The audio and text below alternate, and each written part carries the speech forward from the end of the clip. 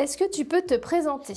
Alors, je m'appelle Fatou Milok, j'ai 36 ans et je suis responsable du pôle études et gestion des bornes au CGIDURS depuis 4 ans. En quoi ça consiste? Sur mon pôle, donc, on étudie tout ce qui est permis de construire, donc lors de programmes immobiliers, on va s'assurer qu'ils ont bien prévu de quoi gérer les déchets. Donc ça passe par cette phase-là, donc on étudie les locaux poubelles, voir si c'est bien dimensionné, et on se charge aussi d'étudier si c'est pas un projet qui pourrait être plus opportun en borne, par exemple.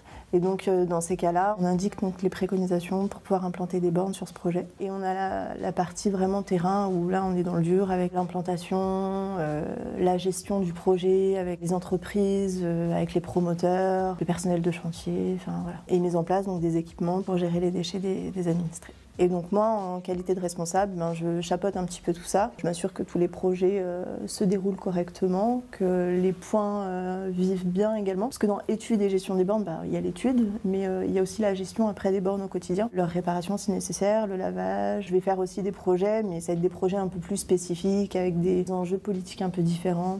Est-ce que tu peux nous expliquer ton parcours? J'ai eu un BEP vente. Et après, je suis partie sur un bac pro, alors à l'époque ça s'appelait assistante accueil service. Je suis arrivée au CGIDURS en tant qu'ambassadeur de tri. Donc je faisais de la sensibilisation auprès des administrés. Après, j'ai été chargée de contrôle qualité collecte, où là, je m'assurais que le discours que j'avais eu en tant qu'ambassadeur de tri était bien respecté. Je faisais un petit peu de sensibilisation, je m'assurais que la collecte se déroule bien. Je m'occupais de ça et après, donc, je suis passée responsable du pôle études et gestion des bornes. Est-ce que ton métier est toujours perçu comme un métier d'homme? Est-ce que c'est un cliché ou une vérité? Ça dépend par qui. Par les femmes, non.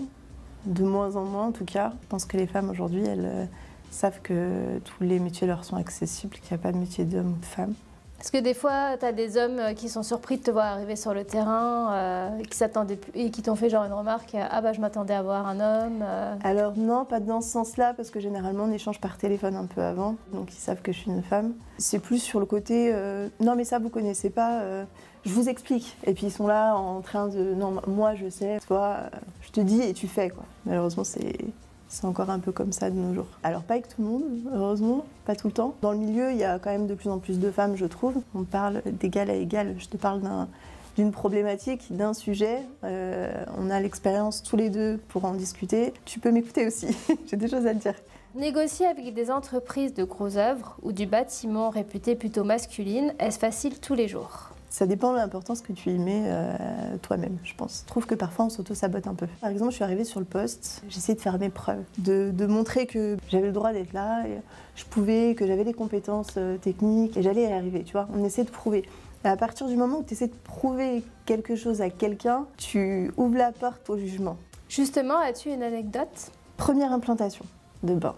Moi, j'arrive vraiment sur la fin du projet. En fait, on allait implanter les bornes. Pour qu'une pose de borne puisse être faite correctement, en fait, il faut que le terrain il soit praticable. Le camion puisse passer et qu'il puisse aller déposer ses bornes. Donc, il y a des choses à respecter. Et ces choses-là, les entreprises, elles sont informées. Elles ont des documents techniques. Elles savent comment faire en sorte que le terrain soit propice et que le point de fouille soit OK. Et donc, j'arrive sur le terrain et tout, et je me rends compte que il y a des gros trous, c'est plein de boue. Et là, je dis, le camion, il pourra pas passer, il pourra pas intervenir. Et il me dit, si, vous inquiétez pas, ça passe. Vous savez, nous, on a nos anciens de chantier qui passent tous les jours, il n'y a aucun souci. Je fais, ah ouais, mais moi, mon camion, j'ai besoin qu'il soit à plat pour pouvoir déposer ses bornes, j'ai besoin qu'il soit super stable. Et là, c'est pas le cas. Il me dit, oh, vous savez, ma petite dame, ça fait 20 ans que je fais ce métier, c'est pas vous qui allez m'apprendre comment faire. Moi, si je vous dis que ça passe, ça passe. Le lendemain, j'y vais, dans le passage du camion, et là c'est encore pire que la veille. Et je lui dis mais là ça va pas du tout, et il commence à s'énerver en me disant oh mais vous y connaissez rien, et les gars ils arrivent sur le terrain et ils se disent mais là, Fatoum, on va pas pouvoir poser. Bah ouais, je m'en doutais qu'on pourrait pas. Et donc ils essayent, mais en fait non, le camion il est pas stable, il bouge, il y a des risques pour leur sécurité, donc on annule. Après on apprend, on fait des choses différemment, et maintenant je me mets d'égal à égal, et tu me dis oui ça passe, moi je te dis non ça passe pas, si j'estime que ça passe pas, je passerai pas en fait. Donc faut s'imposer, faut pas se dire est-ce que j'ai la crédibilité pour, est-ce que je peux, non en fait faut prendre le droit parce que sinon ils nous le donnent pas. As-tu un message pour les femmes qui hésitent à se lancer dans un métier technique ou de terrain? de se lancer, de ne pas se mettre de barrière. Quel engagement demande le fait d'être une femme sur un métier technique? De rester confiante, sûre de soi, sans trop se poser la question de comment tu dois faire parce que tu es une femme et qu'il faut que tu puisses t'imposer. Non, fais, juste aie confiance et fais. Peu importe comment la personne, elle va juger ce que tu es en train de faire ou tu vois, ce que tu es en train de dire, ça lui appartient. Tu es sûre de toi, tu y vas et tu t'imposes, tu le dis. Faut pas se dire justement qu'on doit faire encore plus parce qu'en fait, non, on n'a pas à faire plus, donc il faut qu'ils fassent avec ce qu'on donne. Ce qu'on donne, c'est ce que eux nous donnent sur un point d'égalité. Et j'ai pas à en faire des caisses pour prouver que je suis capable de faire en fait. Je te le dis, c'est tout. Entends-le, et puis voilà. Dans le cadre de la thématique des droits des femmes, quelle est la femme qui t'inspire et pourquoi? Alors, j'ai pas forcément une femme bien définie qui m'inspire. Il y a beaucoup de femmes qui m'inspirent. Ça peut être la mère qui inculque à ses enfants des valeurs, tu vois, d'égalité, qui va essayer de déconstruire les préjugés, les schémas un peu patriarcales, qui va dire en gros à ses enfants, voilà.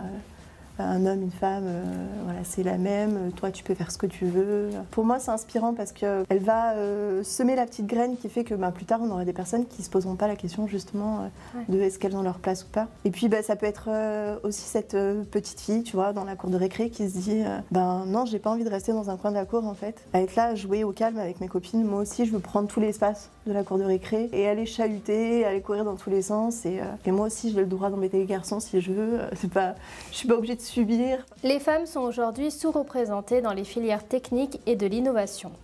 Elles ne représentent aujourd'hui qu'un tiers des métiers dans les entreprises scientifiques et techniques à l'échelle mondiale.